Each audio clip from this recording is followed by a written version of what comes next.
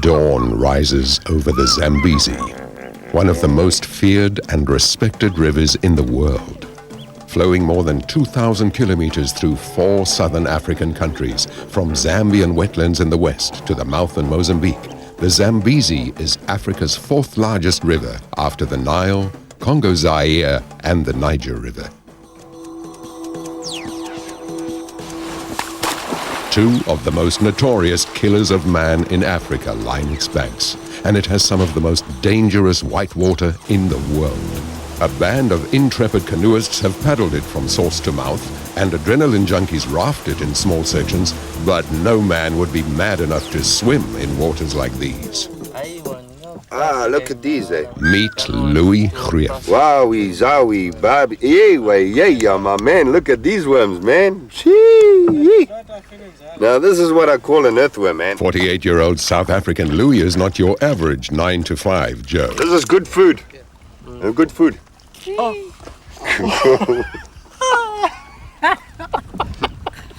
Growing up in an orphanage gave him 2 things: resilience and a yearning for the outdoors.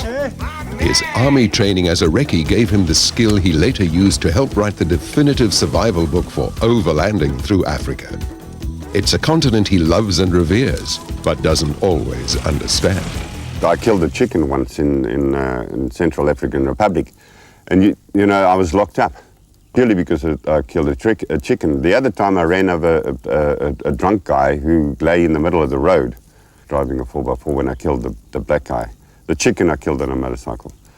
I went to jail for the chicken, but nothing happened when I killed the guy. Louis was looking for the ultimate challenge, something that would not be repeated in his lifetime.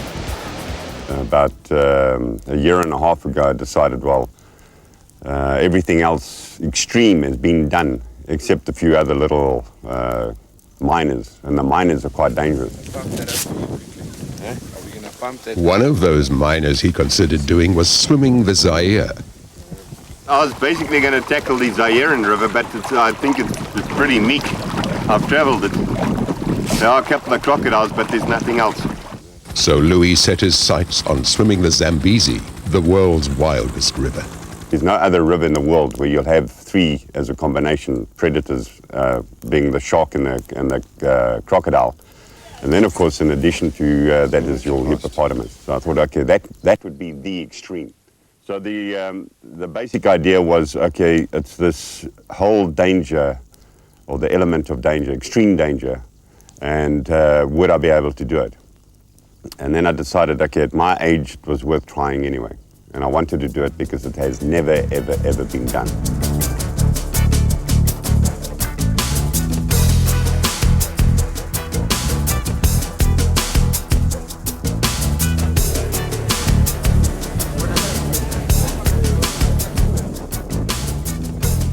In the middle of last year, Louis Greef and his Beyond Extreme Zambezi River expedition arrived at the banks of the Zambezi River at Kalangola in Zambia, the earliest point of entry as the river was too dry further upstream. You can start inflating. Team member Johan Claessens, a 4x4 expert, was in charge of land arrangements. A close friend, Johan would be for Louis an invaluable source of reassurance and inspiration in the long weeks ahead. On learning of Louis' intentions to actually get into the water here, the local inhabitants could only shake their heads in disbelief.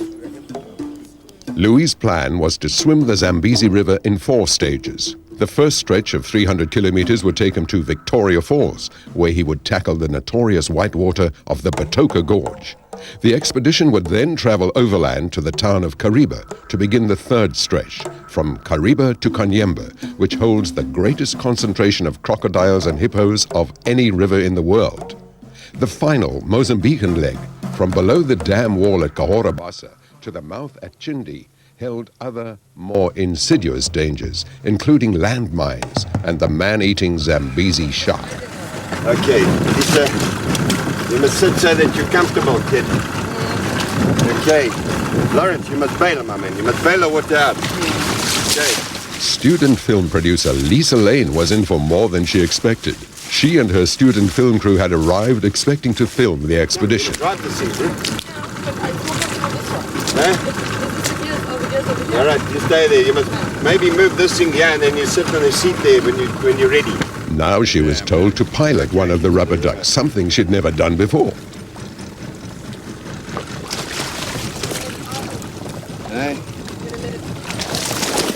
But for Louis, the moment he got into the water on his inflatable glider was an indescribable relief. The months of planning were over and the feeling of dread had finally abandoned him. His opportunity to relax didn't last long. The flow of the river was beginning to pick up, and because the water level was so low, Lisa couldn't use the duck's motor. Take it off. To avoid disaster, another of the students, cameraman Stanton Klein, had to hurriedly down his high 8 and swap roles with his producer.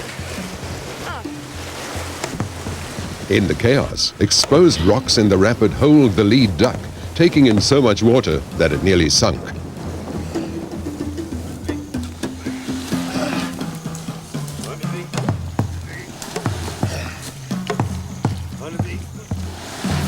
That night they repaired the badly damaged hull with a patch, solution, and their soot-encrusted coffee kettle, which they heated continuously over the campfire. Ouch. Where is this? This is glue coming out of there because of the heat. It's glue. Now it's working, you see, because we're heating it up.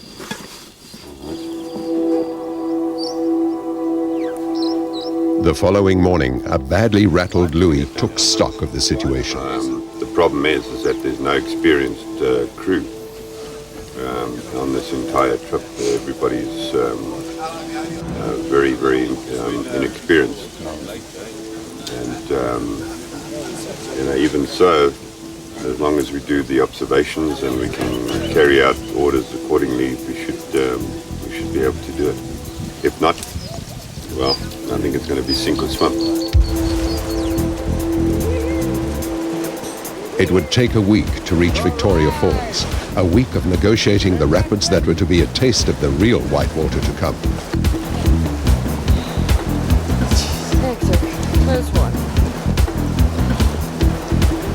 They also encountered their first crocodile, pods of hippo, and at the end of their 6th day, that other ubiquitous species, the American tourist.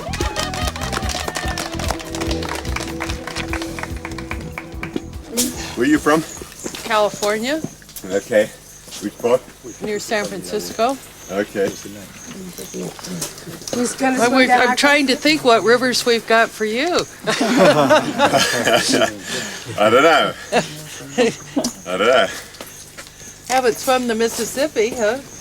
Well, not really, no. Yeah. This river is classified as the most dangerous river in the world. I can believe it. Yeah. That's what you like, huh? Well, see if we can't break a world record. Has anybody else ever done it? No. Never ever done it. So you're going to set a world's record. I probably will. You'll set the standard. Well, yeah. Shortly before reaching Vic Falls, Louis came upon 2 wild bull elephants using their trunks as snorkels to cross the river. Understandably, they didn't appreciate his attempts to grab one of them by the tail, and Louis was fortunate to make it to the start of the next leg in one piece.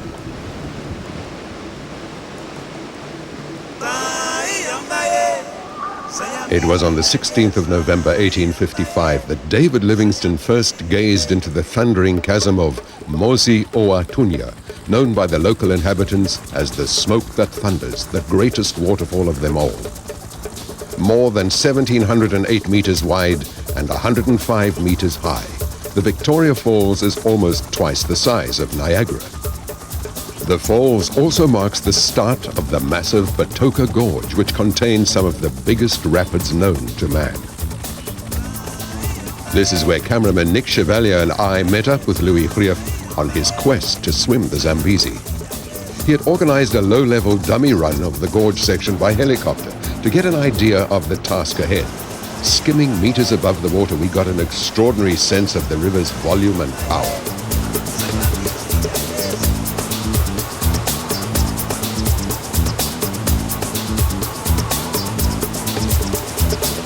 People from all over the world come here to experience the thrill of whitewater rafting.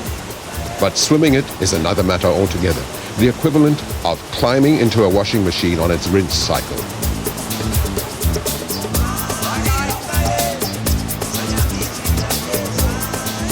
Louis would begin the whitewater section of the swim by abseiling 110 meters from the bridge at Vic Falls to the rock platform where his glider was tethered.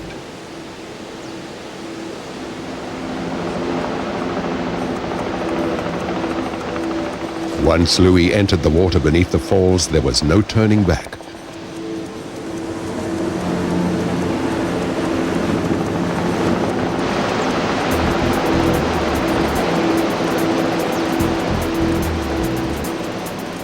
For Louis, this really was a case of sink or swim.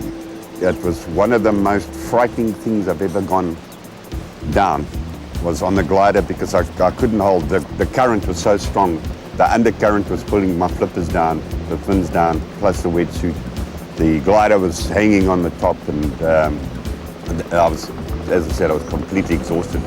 Plus, when the helicopter came down to do that close-up shots, it was causing a whirlwind that was pushing me back. Plus, the flow was pushing me forward, and my whole body was just, I mean, I didn't even have to do the rumba, it did it automatically for me.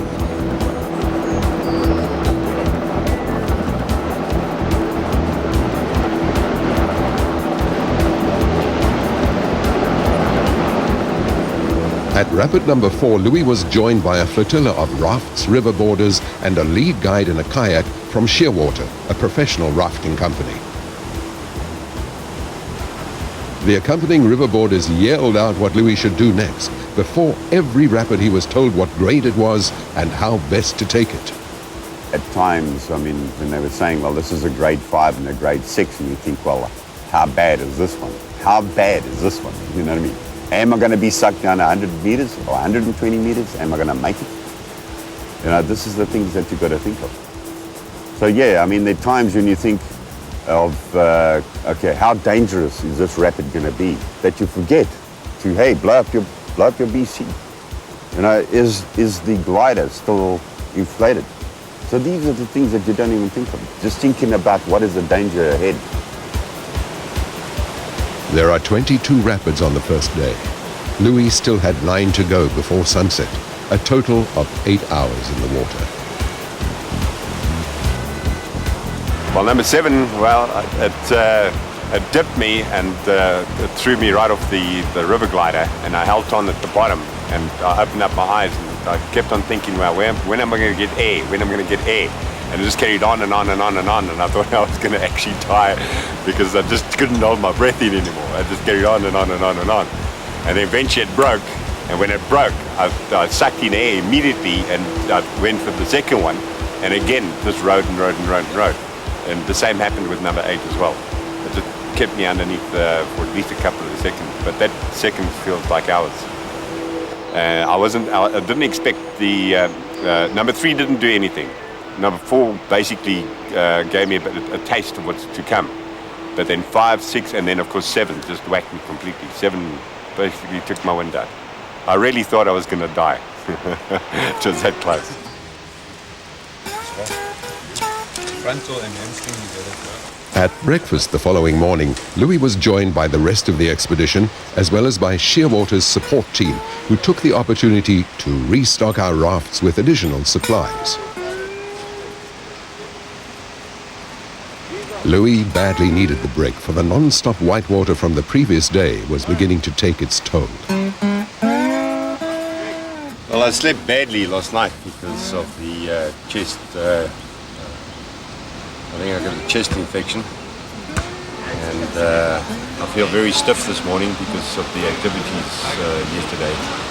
And again, I just think that my system is low down, it's run down. Well, I don't know what to expect. You know, it's very difficult, unknown territories. But we'll just see as it goes. You know, I'm looking forward to the next run. And hopefully it's not going to be as hectic as yesterday, but I think I will. I have taken supplements, and I hope that I don't seize up again like yesterday. It was anyone's guess how Louis felt getting into the water each morning, for even taking rapids in a large raft is dangerous enough.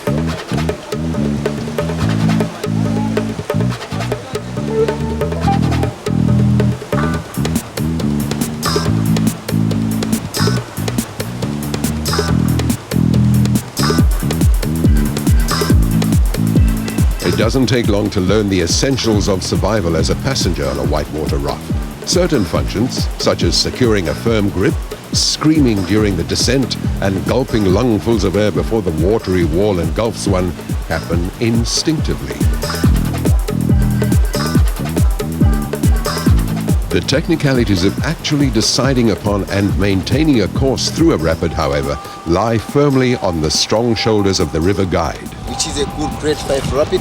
There's an hydraulic hole on the left of this rapid. So we're going to stop and scout, see how we're going to run this rapid. But our normal run is center right.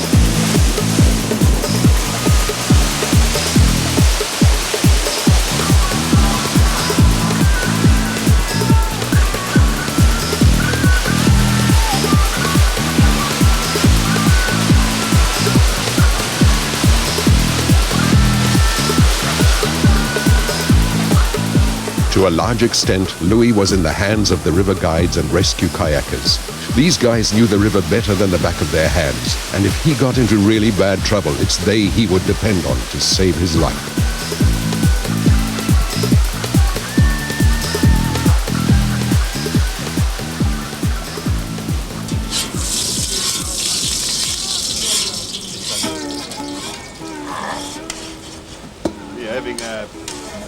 At breakfast on each day of the whitewater section, Louis made it a habit to discuss with the guides what rapids lay ahead for that day. Okay, if I stay with the kayakers, then it won't be a problem for me to going down. Yeah, it won't be a problem. Then instead of going down the waterfall, we can then just portage jump and go on the other side. How high is the waterfall? Should be a good 5 to 6 meters up. All right, then.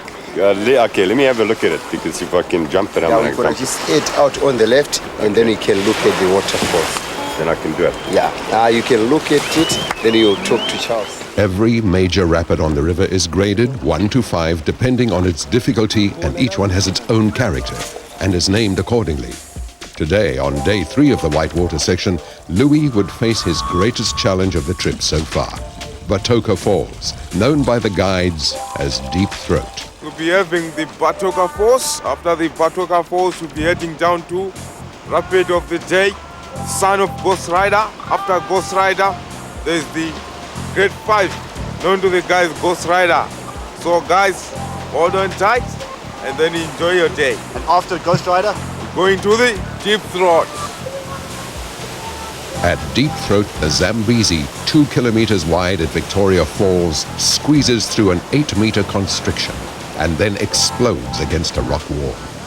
Not surprisingly, several people have died attempting Deep Throat, and not even the guides would raft it. Using ropes, they lined the empty rafts to the edge of the 7-meter drop and put in below.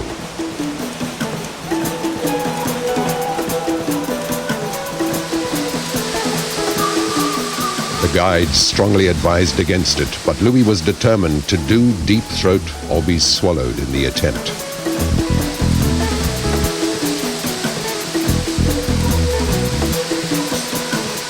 And as I took that rapid that sucked me under, the D-ring just popped off. The glider, I just saw the glider going and I knew, there goes my lifeline, there goes my lifeline.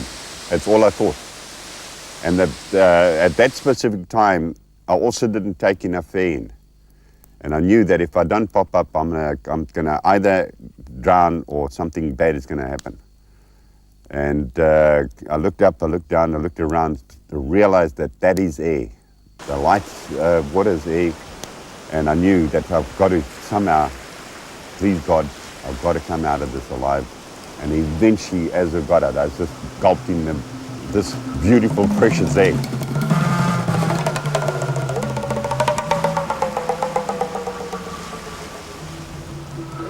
After Deep Throat, the rapids are further apart. There's still a number of smaller rapids ahead, but generally the river slows down.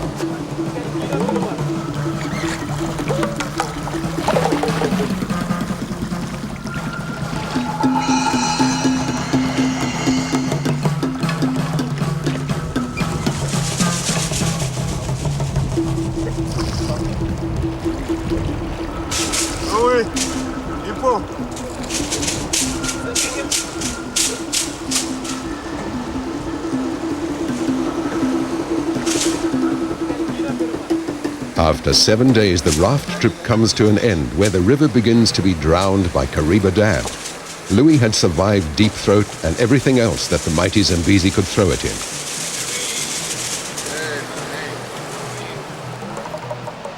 Ahead lay Mana Pools, potentially the most dangerous section of the river.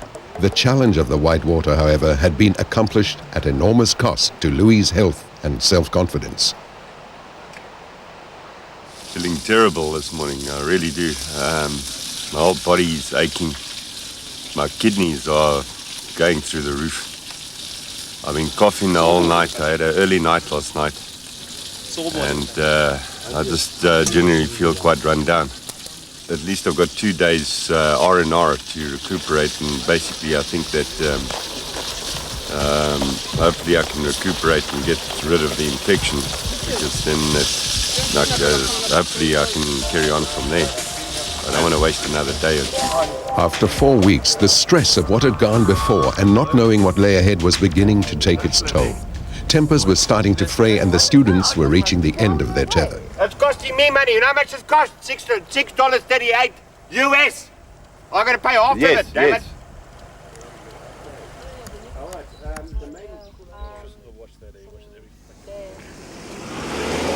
The next leg of Louis' swim would begin at the small town of Kariba, skirting the dam, which Louis had decided did not count as free-flowing river. To get there, the expedition would have to travel over some very rough roads through the Zambezi Valley, and it wasn't long before one of the expedition's vehicles got a puncture. Help arrived in the form of white Zimbabweans en route to a tiger fishing competition on Kariba Dam. When told the purpose of the expedition, even these bush-hardened individuals were incredulous. Did you know that there's someone swimming down the Zambezi? What is your original, what is your first impressions? A white guy from How did he get out of the white jacket?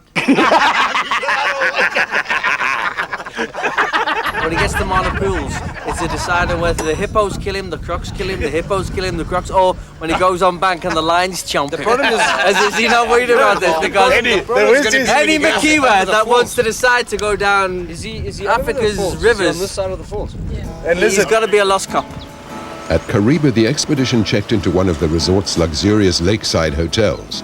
There, beside the pool, the students planned their next move.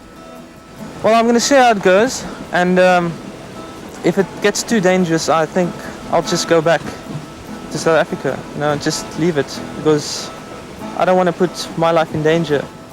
Concerned about their safety for the rest of the journey, the decision was made to inform Louis that most of them were pulling out.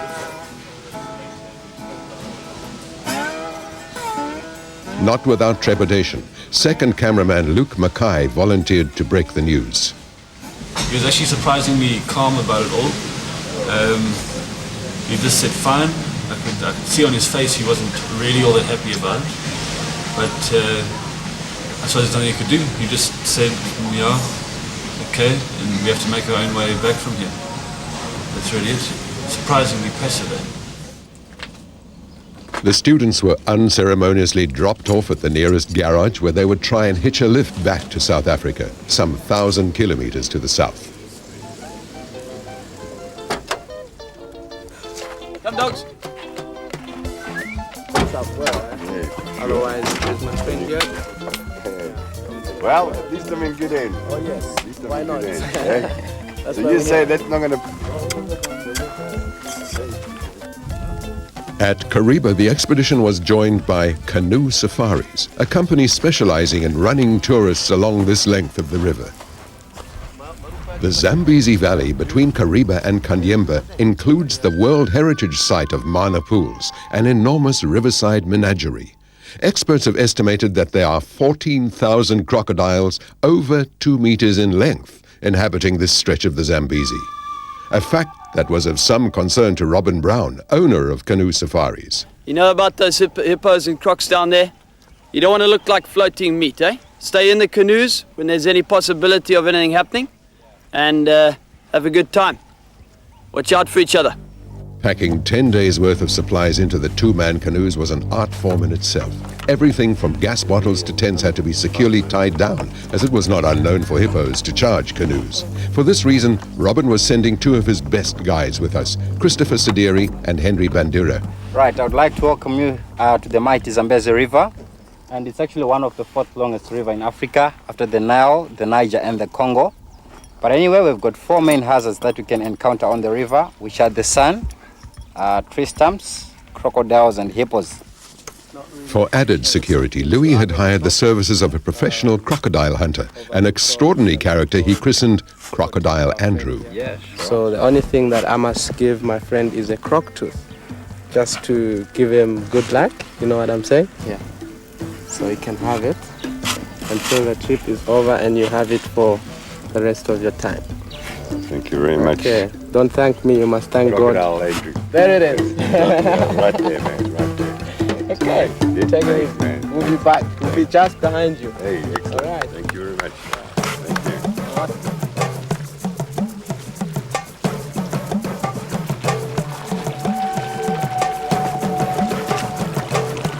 A member of the Tonga tribe, Andrew had lived all his life beside the river. The Zambezi played a fundamental part in his people's way of life.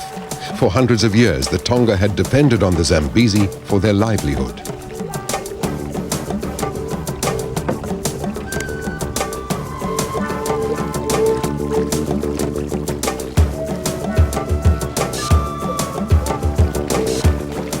As a crocodile hunter, Andrew was intimately acquainted with the behavior of these dangerous reptiles.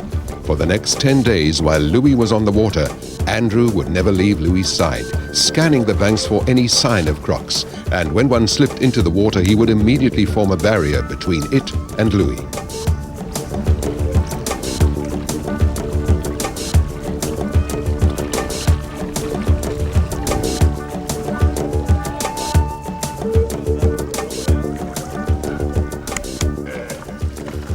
At lunch, it became apparent that Louis hadn't fully recovered from the chest infection he'd picked up earlier, and he was having to rest more and more frequently.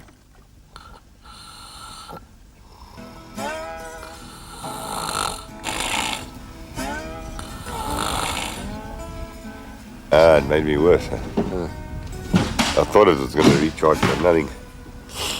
I can feel bad. I don't know what the hell is happening. I don't know if I've got a cold or what. I got a blocked nose.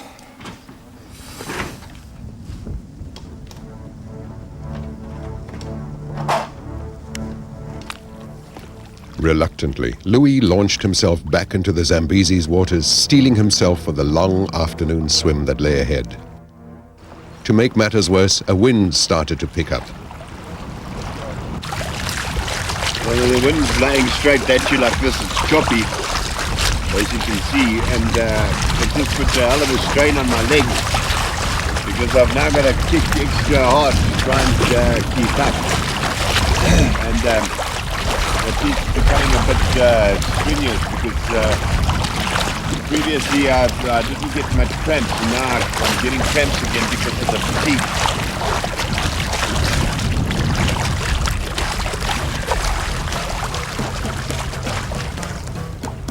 As the long shadows of evening descended, Louis finally hauled himself aboard the canoe. That day he had spent a total of almost 8 hours in the water. He was physically and emotionally exhausted. As the canoes carefully made their way to shore to camp for the night, we were greeted by a pod of hippos, a timely reminder of what the following days would bring. Hippo can be extremely aggressive, accounting for more deaths in Africa than any other animal. The females are particularly dangerous when they have calves. So the following morning, when Louis was greeted by a passing local, who told him that he had seen a pod of hippos that included a number of babies, the guides were immediately on their guard. Negotiating a passage around a section of river where a family of hippos has taken up residence is a complex process involving a subtle form of river communication. The guide in the lead canoe taps the side of his boat.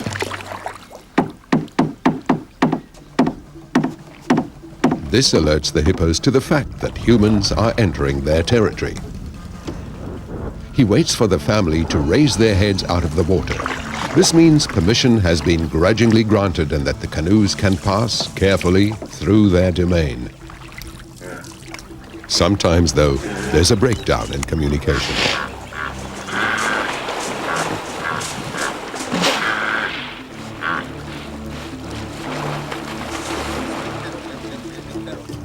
With this family, permission had very definitely not been granted. Back pedal. Louis, get out of the canoe. Get out of the boat. Hey. Please, get out. Get out. Get away from there.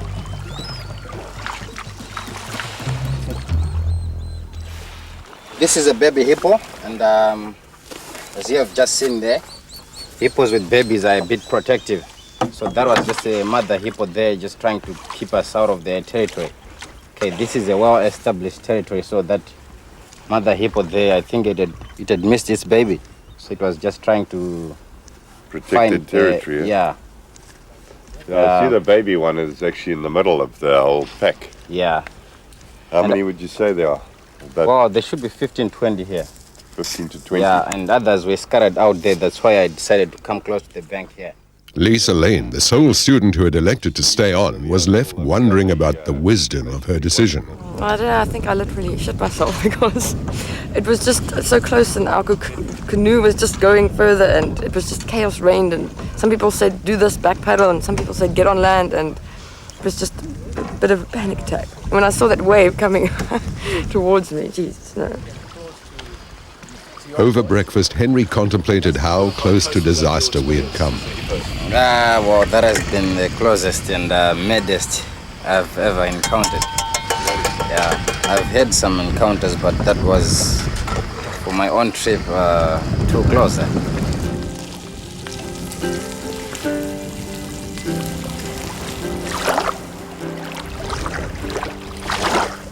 After 32 days in the water, Louis had now developed a full-blown chest infection. Feel very lethargic, you know, when you're weak and you just want to lie down. That's basically what I feel like doing now. Chastened by the close encounter with the hippo and weakened by his illness, the prospect of getting back into the water was finally too much for Louis. So exhausted, he decided to rest up in one of the canoes.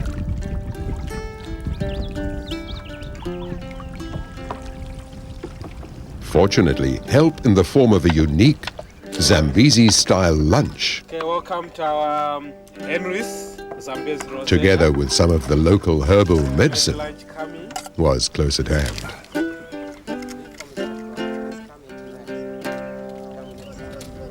Reinvigorated, Louis got back into the river and was soon his old self.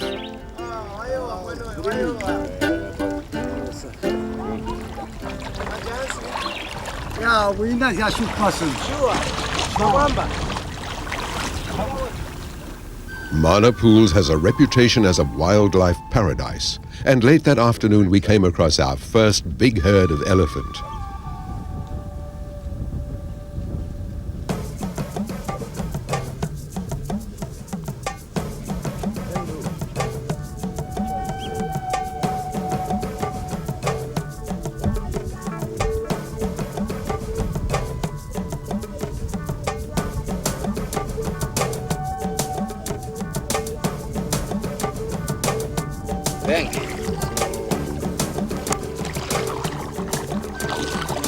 That evening, the guides made their customary cautious approach to the riverbank, where they would set up camp for the night.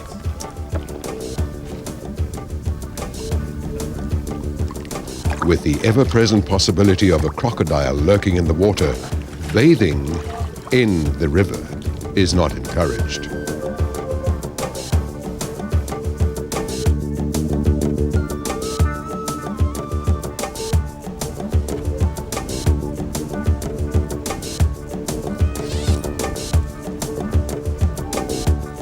The following morning, animals' spoor on the sandbank confirmed the wisdom of the previous night's bucket bath. This is a crocodile print, okay? This is what normally happens when it's coming out from the river in the night, going to the banks. And this is how you can track a croc. If you want to catch a croc, because you know that it's gone across to the other side, of the river. As Andrew practiced his spear-throwing techniques, he and Louis decided to set off on a little croc hunting expedition. There goes.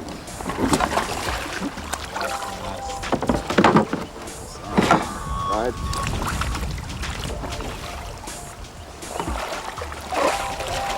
Okay, let's go. Rule number 1 when trying to catch a croc is always pick on someone your own size.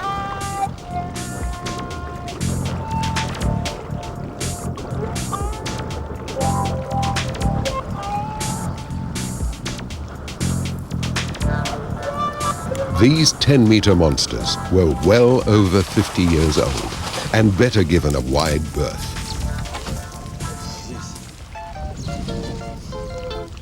Louis wisely decided to try his luck on dry land and soon came upon a more suitable candidate. Come here, you shit. Come here! You bastard. What?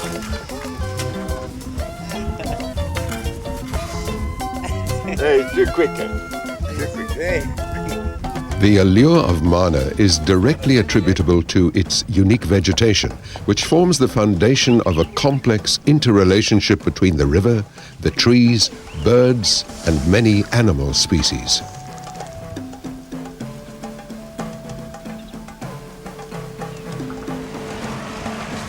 At Mana Pool's campsite, the expedition met up with Robin and Johan, who would join us for the rest of the canoe trip.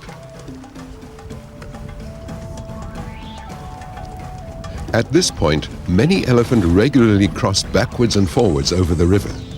These three had come to graze on the islands of grass created by the river's rich alluvial floodplains.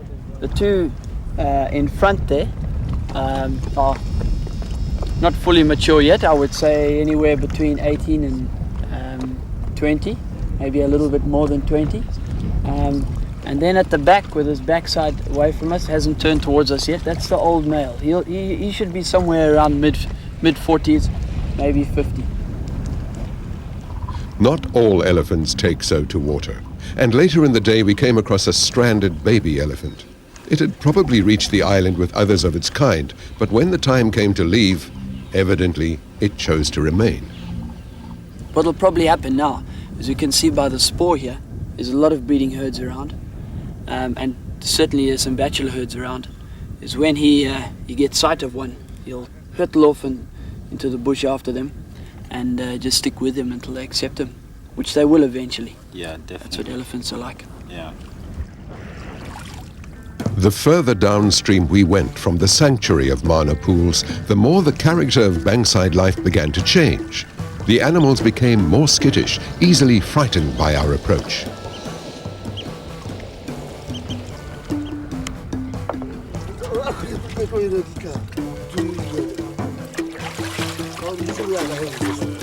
We were now in a hunting concession area, and it wasn't long before we came upon a temporary hunting camp that had been set up on the banks of the river.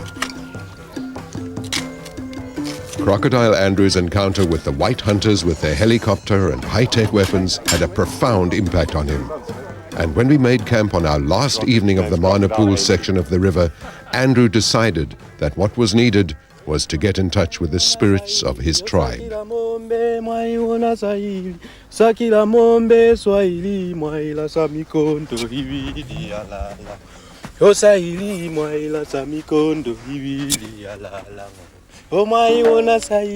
yosakila mombe, ona saili, yosakila mombe, saili mwaila samikondo ibili yalala. Oh saili mwaila samikondo ibili yalala. Oh my ona saili, yosakila mombe, yosakila mombe, saili mwaila samikondo ibili yalala. Oh saili mwaila samikondo ibili yalala. Maiona sai, yosakila mombe, maiona sai, oyasakila mombe, saili maila sa kondo ibili yalala. O saili maila sa mikondo ibili yalala. At Kanyamba, where Kahorobasa Dam begins, we pulled the canoes out of the water and began the long overland journey to Mozambique. From here on, we would face some of the worst roads in Africa.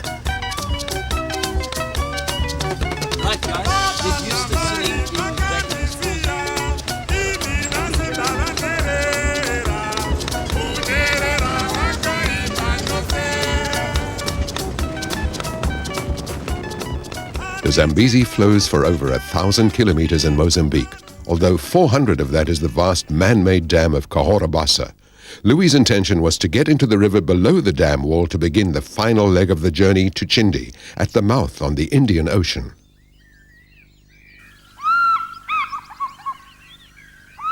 Even when the sun shines, there is something sinister about the gorge below the dam wall at Cahora.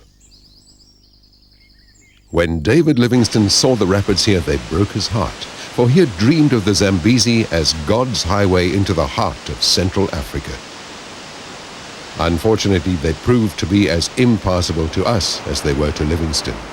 With no whitewater rafts and guides, we would be unable to negotiate rapids that were believed to be the equal of those in the Patoka Gorge.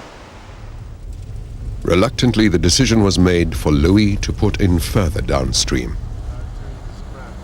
At the provincial town of Tet, we met up with Joe Da Silva, who gave us some local information about the river in Mozambique. Croc hunting, and the biggest one we shot was 11 foot. 11 foot? Yeah. Your idea of somebody swimming in the river, what do you think about him? Must be a bit crazy, huh? Yeah, muito loco. Muito louco, yeah. Muito loco.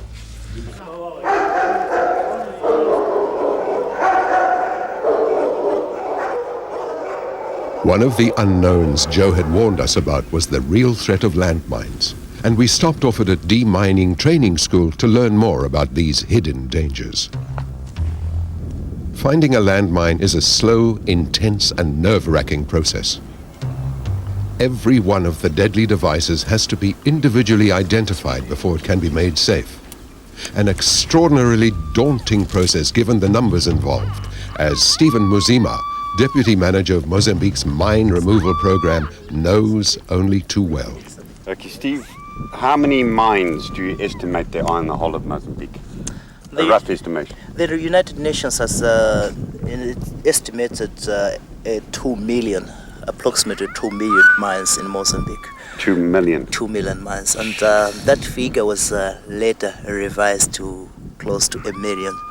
It's still very hard to have a rough estimate. And it has been a series of wars. You have had the Portuguese, I can say the freedom fighting war, whereby the Mozambicans were fighting against the colonial masters, and that was Portuguese versus Frelimo, and of course Frelimo has been getting some support from outside. You have had the fight between Frelimo and Renamo. Frelimo backed up by the Soviet Union, or the Warsaw Pact, I should say, and you have had Renamo also getting some backing from the pro-West or the pro-capitalism.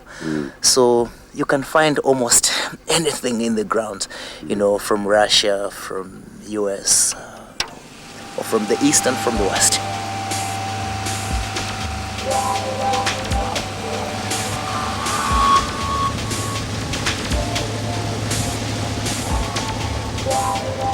During the 30 years of civil war in Mozambique, millions of people were either killed or displaced. Bridges blown up, communications shattered, roads closed, towns and villages depopulated by massacres.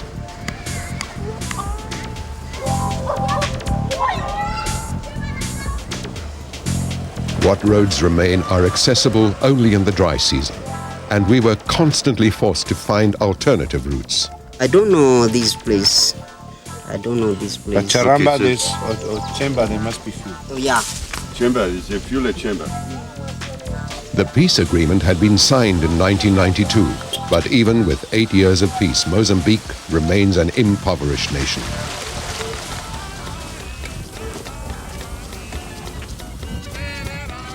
Here we came upon a rat hunt, the locals flushing the cane rats out by burning the fields. Although we turned down the opportunity to purchase some of them, we were assured that these huge rodents tasted just like chicken.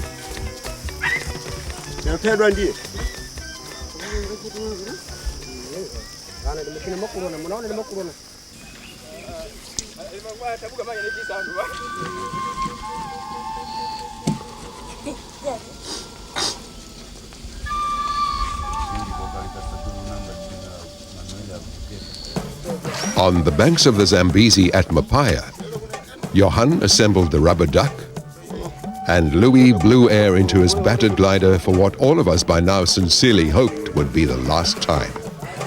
He wants to be in the I'm at the last leg. In other words, this is just the final stretch down. I think it may be at about 120 kilometers down to the sea. In other words, the mouth of the Indian Ocean. The old and so far reliable outboard was fired up with a new driver at the helm.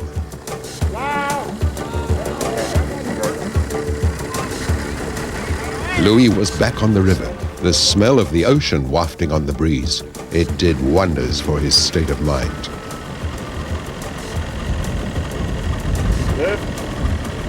Look, I'm a lone bank hitchhiker, Zambezi bank hitchhiker. By now, nearly 2 months from when we had begun our journey, it was mid-September, a time when Africa burns. Everywhere, the tinder-dry countryside is put to the torch by local inhabitants.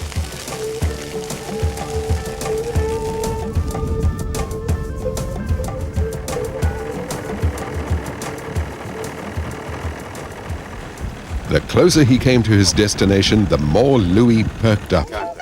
Okay, ek is nou reg. And a rolling Zambezi, a rolling Zambezi, a rolling Zambezi, a rolling Zambezi. With a change of crew at the village of Luabo, Johan and Louis embarked upon the final push. Okay guys, good luck.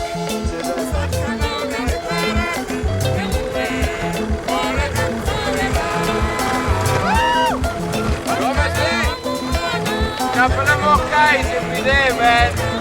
I agree.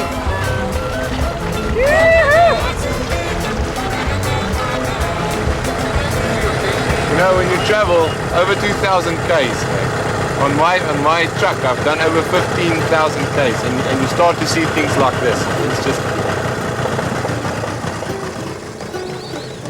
20 kilometers from the sea, major distributaries start breaking away to the north and south of the main stream, cutting through a floodplain which is a mosaic of grass, reeds and palm trees. Louis followed the major channel, which heads in a southeasterly direction towards the coast.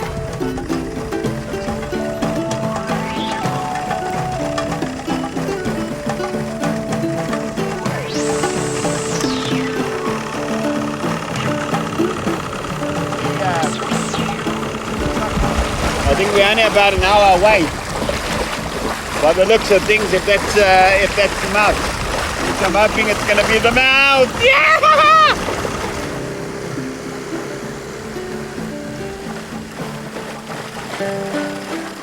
As Louis approached Chindi, the estuary shoreline is littered with the rusting skeletons of craft ranging from lifeboat-sized tubs to large ocean-going vessels. These shipwrecks have been positioned along the shore as a protection against the erosive action of river and ocean tide.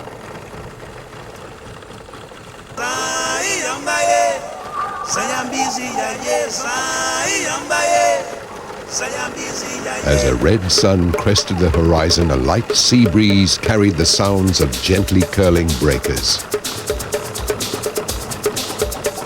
Louis was approaching the end of his swim.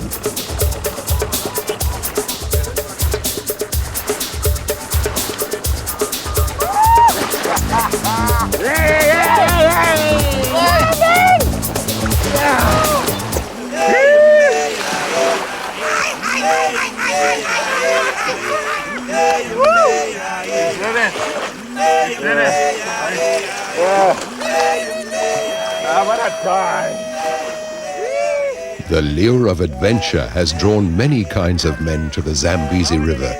Launched upon it have been expeditions with a great variety of objectives, and the explorers themselves have been even more diverse. What rewards make a man risk his life to explore, and in this case, to swim the Zambezi? All the obvious answers come to mind. The challenge, adventure, excitement, fame and fortune. Is that the sea? He's going to confirm it. Is that the Indian Ocean? Ocean, Indiana, Ocean. There is the ocean. I see, that's the ocean. Are all the answers there? Perhaps, in addition, you do have to be just a little mad.